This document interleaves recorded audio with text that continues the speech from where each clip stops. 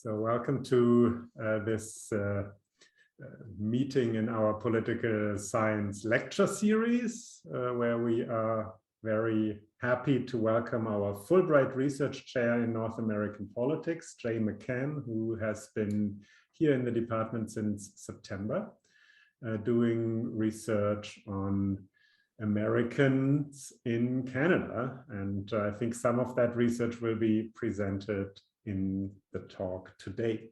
So Jay McCann is, when he's not here, a full professor of political science at Purdue University in West Lafayette, Indiana.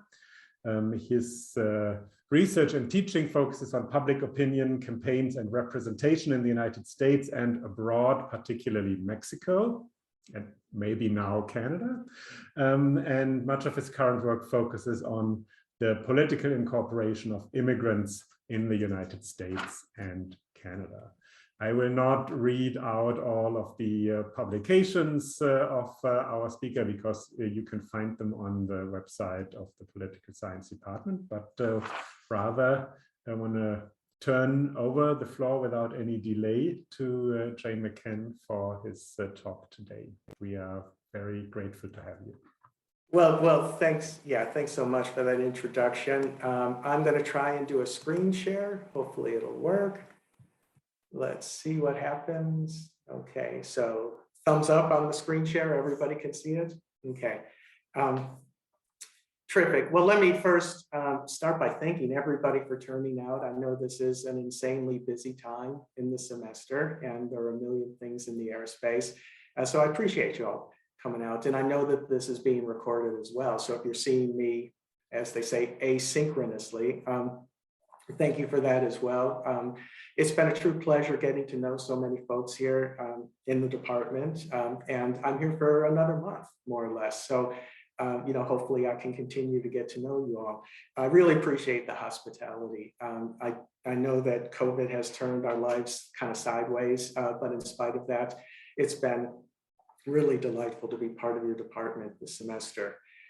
This afternoon, I'm going to say a few words about immigrants in the United States and emigrants from the United States and how they responded to the Trump era. I'm going to be sharing some results based on original surveys that I conducted, and I'm going to trust that I won't get too deep into the weeds. I'll save some of the technical details for Q&A, and we can go in whichever weeds we want to go into. Okay, but let me also say that when I talk about immigrants in the United States, a lot of those findings are going to be drawn from a book I published with the Russell Sage Foundation not too long ago, about a year ago. My collaborator on that project is Michael Jones Correa at the University of Pennsylvania. Okay, and the title of that book was Holding Fast. So that's what inspired the title for this talk.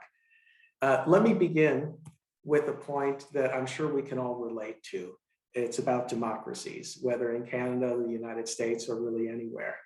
Democracies really are all about, I guess, creating more losing coalitions than winning coalitions. That's not all they're about, but that is certainly an integral function of democracy, is to, winnow down, select just a few winners, and leave a lot of disappointed losers off by the wayside. Okay, so losses are inevitable in any democratic system.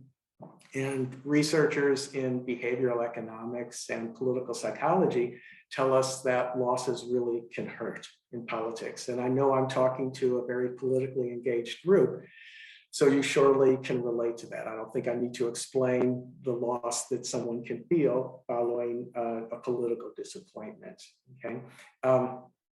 Well, it's very important for the health of a democracy to determine what happens next after you've suffered loss or you have a disappointment.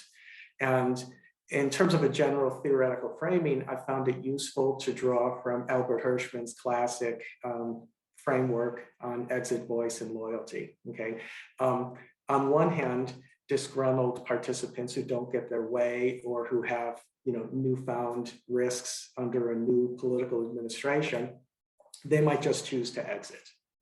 Literally exit maybe, or more metaphorically, just say, I'm done. I'm done with politics. I'm going to go practice my violin or watch a lot of baseball games or something, but whatever it is, I'm done with politics. On the other hand, disgruntled participants can restate their loyalty to the political system and to our common life and promise to reinvigorate their voice in the next go around, much like the Chicago Cubs historically have always said, wait till next year after a disappointing season, okay? So from the standpoint of the health of democracy, we would hope to observe much more loyalty, much more voice, okay? That's what keeps democracies going. That's a very important norm to follow. Is it in fact followed in practice? Well, where I come from, and those of you who are familiar with the United States can relate to this, given how deeply contested our elections now are and how much polarization there is in the United States, it's not at all uncommon to hear comments like during an election, if he or she wins, I'm moving to Canada, okay? And of course, Canada has long been a sort of refuge for war resistors or individuals who have escaped from slavery and so on. So there's a long tradition of incorporation in Canada from the United States, okay? But fortunately, research suggests, and I've given a few examples, research suggests that being thwarted in electoral politics, and this is true in the United States and more generally, being thwarted does not typically lead to alienation or withdrawal. So there's more of a tendency to re-express loyalty and to, recommit to voice in the next go around. Of course, one caveat, and this is a sidebar, one caveat that I'm sure is in the back of your minds now is the insurrection that happened on January 6th in the United States.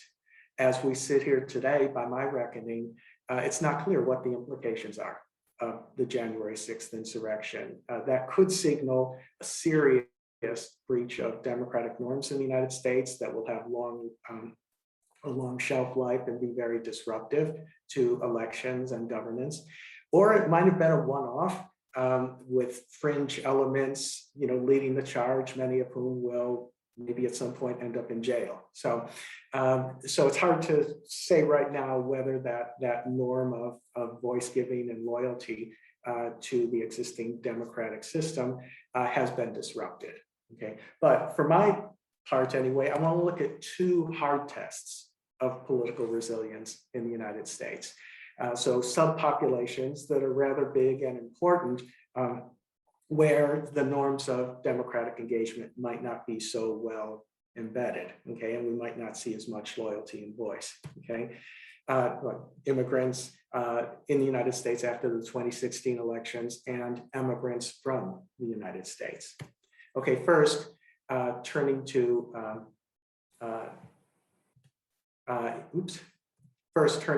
immigrants, as a sort of broad general sense of background here, it's worth noting that we're talking about a rather substantial minority population in the United States. Nearly 1 in 7 of the current residents in the US are foreign born.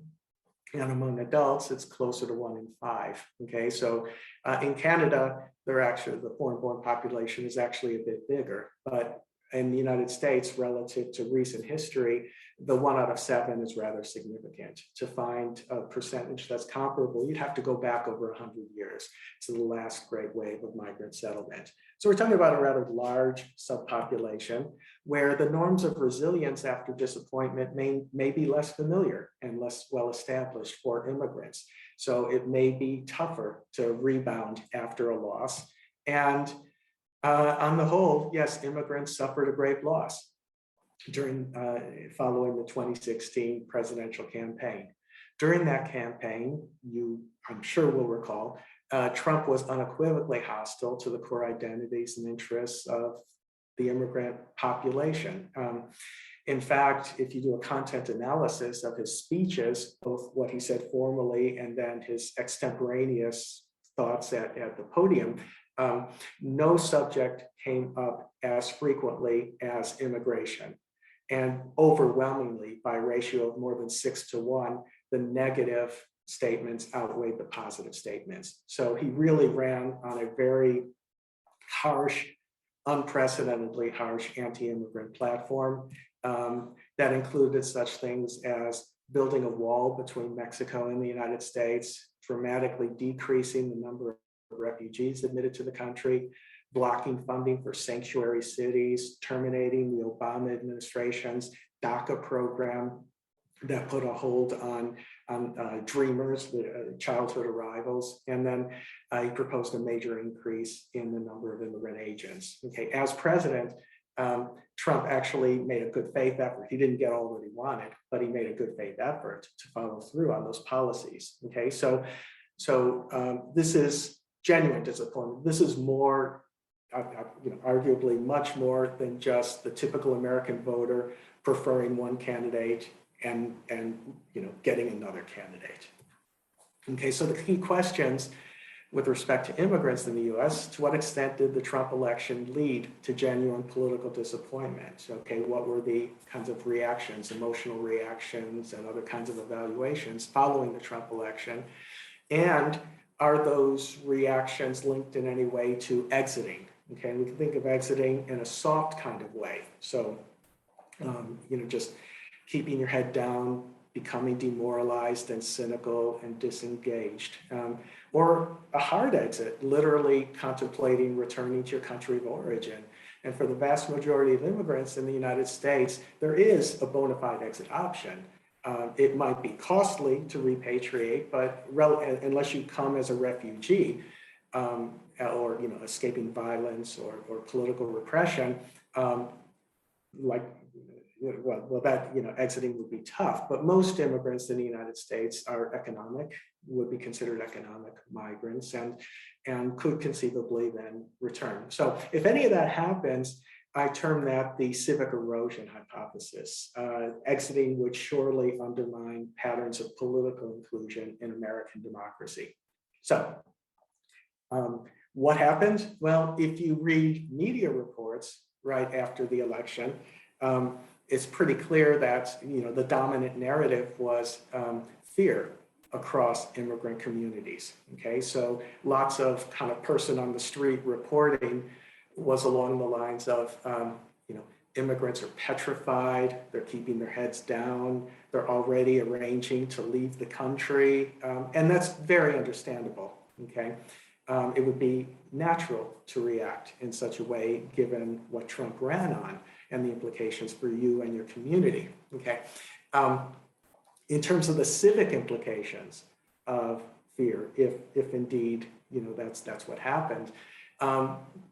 Okay, we don't know a lot in political science about the civic implications of fear, but in psychology, there's this long-standing idea that when you're afraid, that sort of tends towards avoidance. It's like if you think there are bears in the forest, you're not going to go into the forest, okay?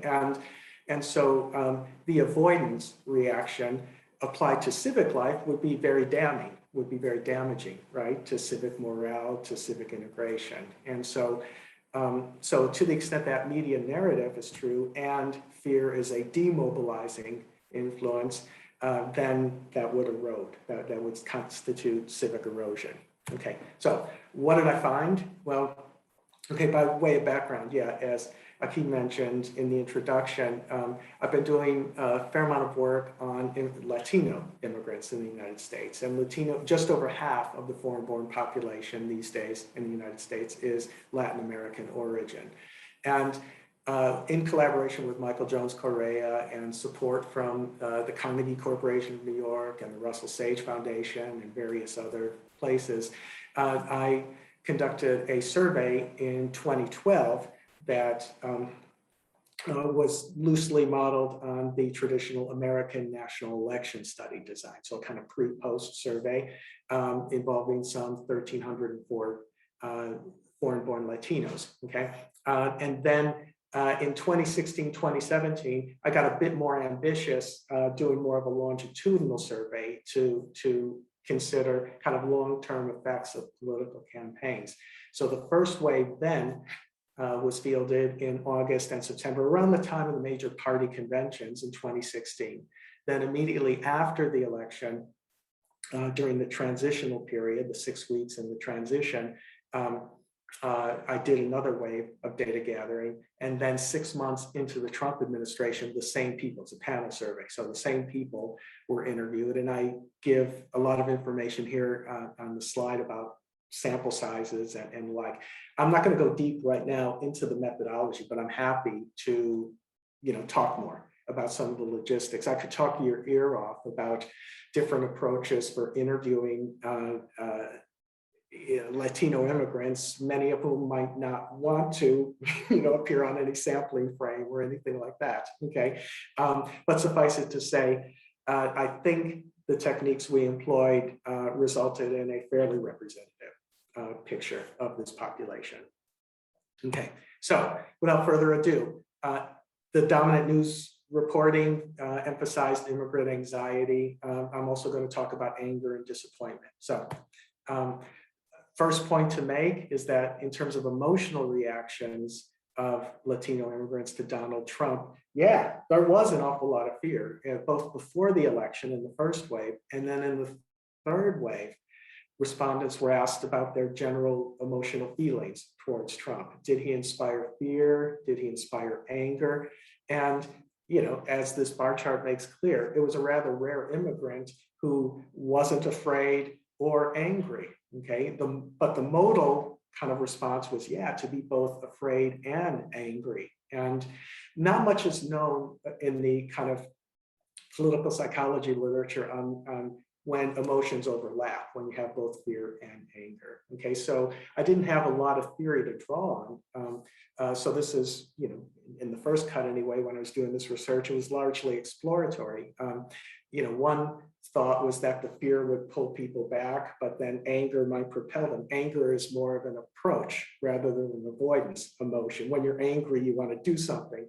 So my hunch was that there might be a kind of balancing out between the two, and only purely angry immigrants would kind of, express their voice and so on. Okay, and more on that a bit later, but to go on in terms of other kinds of reactions, widespread disappointment following the Trump election in the direction of the country. So a standard survey item that goes back, way back, decades and decades, that has appeared in surveys, Gallup surveys and other surveys, simply asks, it's kind of a general barometer question. How are things going in the country? Is the country headed in the right direction, or has it gotten off on the wrong track? Okay, and what we see in this slide is that by summer of 2017, boy, there was a lot of disappointment. The dominant attitude really was, yeah, the country was on the wrong track, which, if you compare that to October of 2012, okay, you can see that, yeah, there was a big attitude shift. Okay, and again, this is not surprising at all. It would be strange if we didn't observe something like this, given the political environment and the dynamics.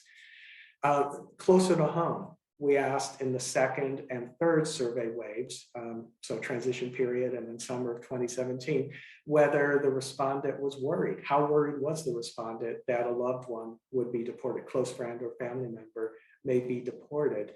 And, there were lots of fears out there.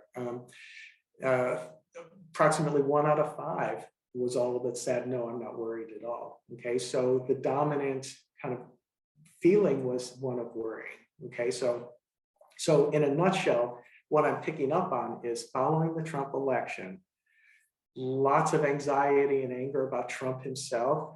Okay, lots of disappointment with where the country is headed, and in this most personal kind of way, real concerns about the well-being of loved ones. All right. Okay. On the other hand, okay, let me give some signals of political resilience within this population. Okay, what the data show is that there was an uptick in cynicism about governing institutions. So, when asked, is the U.S. government run for big interests or for the benefit of all? Under Trump, in the summer of 2017. The dominant attitude was just big interests. That contrasts markedly with attitudes in October of 2012, when Obama was president, when it was more or less even, benefit of all versus big interest. Those of you that are familiar with American public opinion will note that it's not hard at all to find cynicism within the public in general. Americans are truly cynical these days, and that's been true for a while. Immigrants tend to be less cynical, more upbeat. And one interesting sidebar is that it seems like the longer an immigrant remains in the United States, the more cynical that person becomes. So that's part of a kind of socialization effect into American politics, for better or worse. But as we can see, the Trump election was definitely an accelerant to that, okay? So lots of cynicism about governing institutions, okay? But interestingly, no change in long-term plans to remain in the United States. So when asked, are you thinking about returning to your country of origin, or do you plan to remain in the US indefinitely? Okay, here I'm not only showing my data, but I'm reaching back all the way to an old Latino national study. This is a big survey of Latinos. I've selected out immigrants in that study from 2005, 2006. And what is observed here is in any given political environment, it seems like there's a sort of steady state, maybe about 2 out of 3 Latino immigrants are going to say, yeah, I plan to remain in the US. 1 out of 3, roughly, give or take, will say, I'm thinking about repatriating. And of course, the spirit may be willing, but the flesh is weak. Relatively few will actually take the plunge and repatriate. But just as a general mindset, that seems to be a rather constant thing. So in other words, Trump's election did not encourage a kind of exit, in spite of media reporting, okay? There's no real evidence of a kind of hard exit mindset, nor did immigrants think less of Americans, okay? So the cynicism that I'm picking up on following the Trump election was very localized. It was really just closely focused on governing institutions under Trump. Immigrants on the whole still felt about as upbeat towards other Americans before Trump as after Trump, okay? And so no evidence of widespread alienation, no evidence of this kind of soft exiting either, so you can be very disappointed with how politics is going, but that doesn't rub off on your general feelings towards Americans, okay?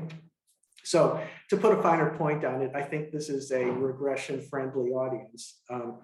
And so this is going to make sense, I think, to you guys, that one of the virtues of panel data is that you can build, hopefully a decent persuasive causal model of attitude change by controlling for possible endogeneity biases through the virtues of lag-dependent variables, right? So you can, in this setup here, what I'm showing is a kind of abstract model for how anger, anxiety, disappointment can affect changes in civic attitudes after controlling for pre-existing attitudes. So it's a dynamic model of attitude change that is only possible with longitudinal panel data. And my book has lots of kind of findings that I hope are reader friendly. I'm just going to share some quick ones now with you all. One thing that I show with the analysis is that if you, the point here is to link civic stresses, so emotional reactions to Trump, disappointment about where the country is headed, worries about deportation or your own family finances, link those kinds of civic stress attitudes to impressions of the government. Okay, and so what this bar chart shows is how the impact of one or another civic stress measure on attitudes towards government and whether it's run for big interests as opposed to the benefit of all. So to put a finer point on it, in the lower half, that's the third attitude change as measured in the summer of 2017. Those changes are shown. And the impact of believing that the US was on the wrong track as opposed to going in the right direction, that impact equates to nearly a 25% increase in the likelihood of believing that government is run for big interests as opposed for the benefit of all. So that's a fairly notable effect. I should say that the green, the highlighted bars, they're all statistically significant. The smaller bars that are just in silhouette or not highlighted, those are statistically insignificant. So the upshot here is that we saw a big jump in cynicism about governing institutions under Trump in particular. Okay, so in the upper half of this bar chart, the effects following the 2016 election, that's during the transitional period when Obama was still president, the effects are much more muted.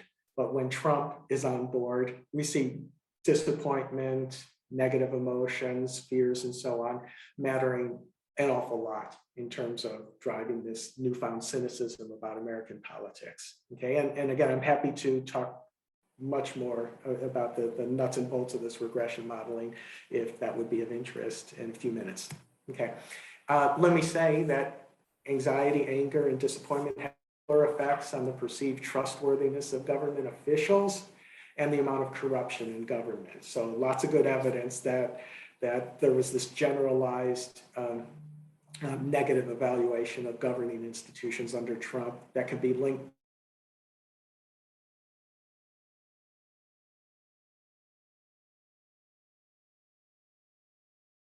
of loved ones. Okay, but no such effects on the overall trustworthiness of Americans, patriotism, or plans to remain in the country.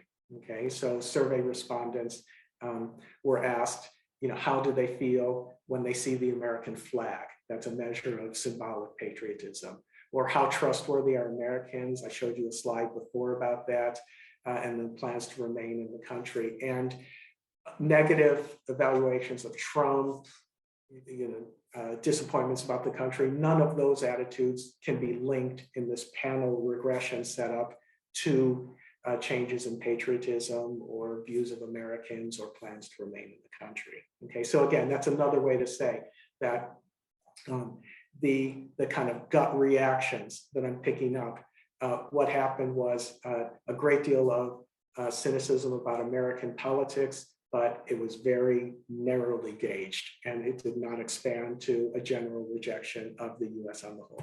Okay, in terms of immigrant engagement, okay, interestingly, when asked, have you participated yourself in any pro-immigrant demonstrations, marches, and the like, okay, the bottom bar in summer of 2017, okay, shows that over 1 out of 5, okay, about 22% of the survey respondents said they had direct involvement in a protest movement. Now, protests were widespread following the 2016 elections.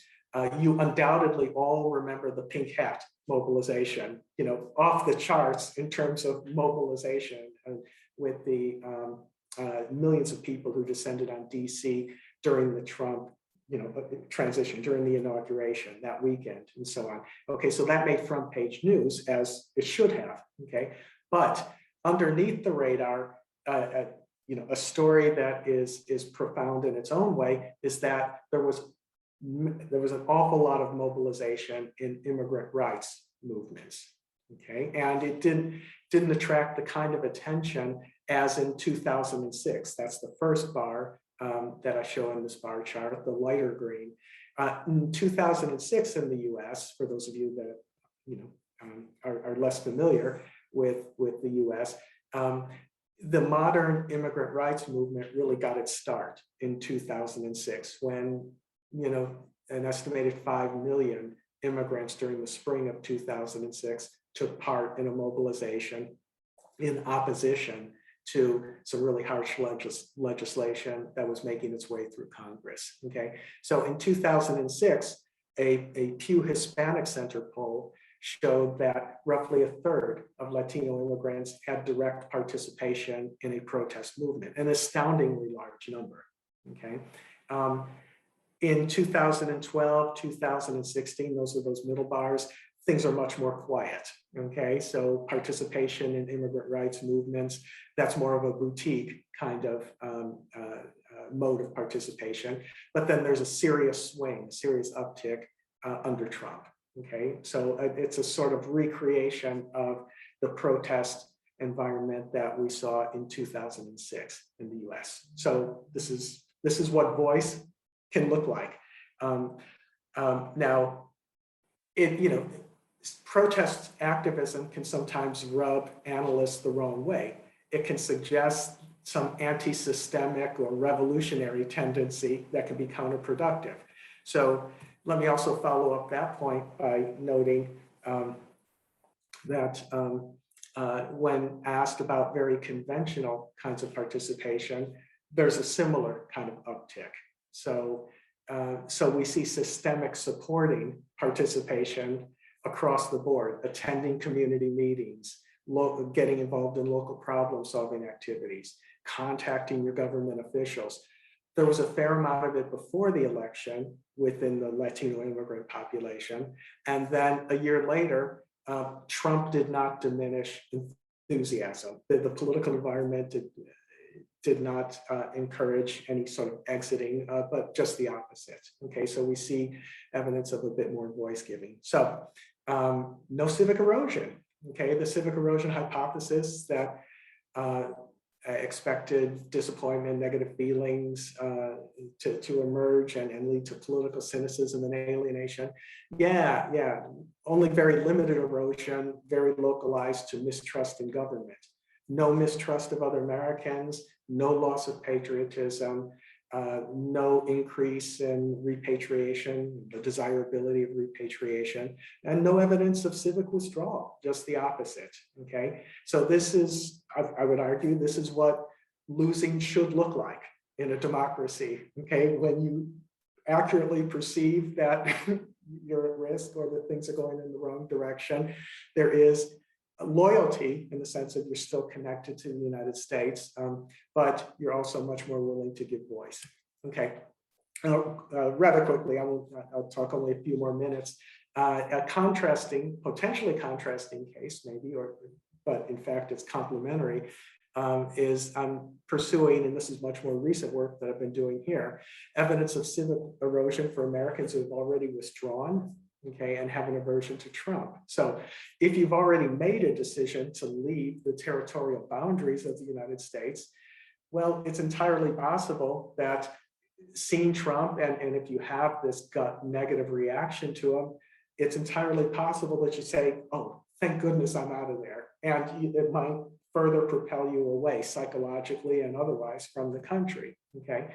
Well, to pursue that possibility, I'm going to make use of data I collected last fall during the American campaigns, a 2020 survey of American immigrants in Canada.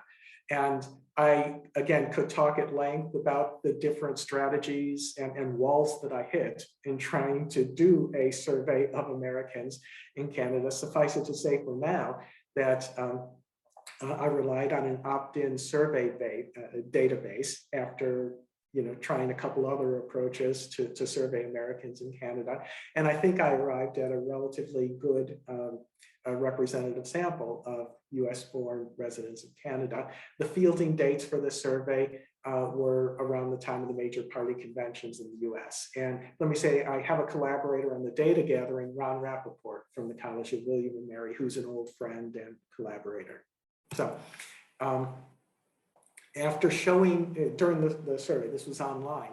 And so what I did was I wanted to really center the respondents on the American campaigns, kind of realizing they're in Canada, campaigns might not be terribly salient for them or anything. So a few minutes into the survey, I showed them pictures like this, okay, one by one, just to really kind of wake them up and point them towards American politics. And they were asked in each case, when you look at these pictures and think about US politics, do you feel hopeful? Do you feel proud? Do you feel angry? Do you feel afraid? Okay, so to focus in now on the negative emotions, well, gosh, it turns out that American expats in Canada, they're not real high on Trump. Okay, this looks an awful lot like the distribution of Latino immigrants in the United States in terms of emotional reactions. Only about 1 out of 5 expressed neither fear nor anger towards Trump. By far the dominant attitude was, yeah, anger and fear. When you turn to Biden, there's actually not really any appreciable variance to model there. He did not elicit strong negative feelings really at all. Okay, so I'm not going to focus on him.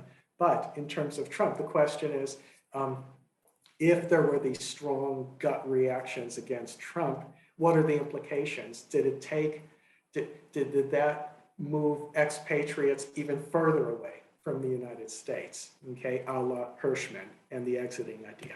Okay, well, when asked about how closely they identify as Americans, okay, it turns out that there's absolutely no relationship between emotional reactions to Trump and the degree to which you identify as an American while living in Canada. So for instance, in the neither fear nor anger group, 59% express strong or very strong identification as an American.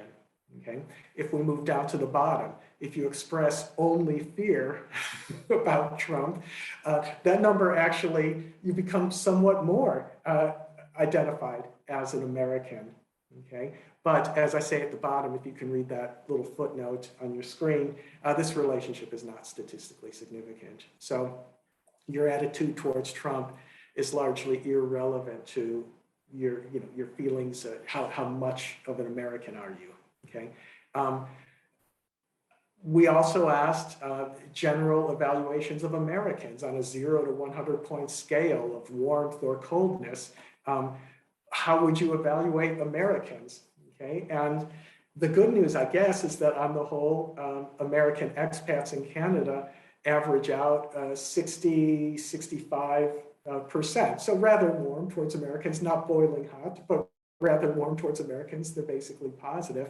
And again, this relationship is not at all statistically significant. So in other words, having strong negative emotional reactions to Trump did not equate to a rejection of Americans or a kind of psychological distancing in terms of personal identification. Okay, in terms of actual engagement as a transnational, since the 1980s, American expats everywhere have had the formal right to vote. And since this was the height of the 2020 American election, these survey respondents were asked, how likely is it, or how strong is your intention to vote, by absentee ballot? Will you definitely vote, probably, or you might vote, or you probably not, or definitely not vote in the American election from abroad?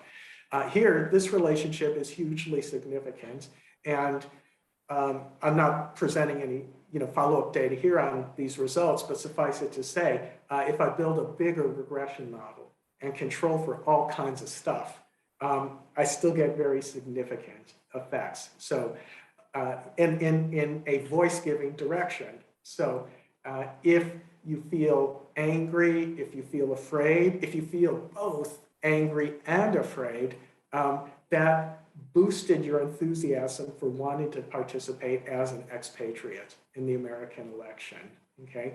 Much in the same way that those negative emotions boosted immigrant engagement in the United States, okay? So, in a nutshell, no civic erosion among American immigrants either.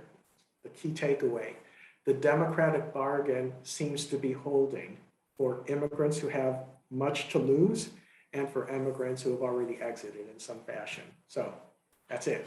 That's what I got. And I'll stop screen share. Well, here, I'll stop screen sharing so I can see you all. And if I need to return back to the PowerPoint, I will.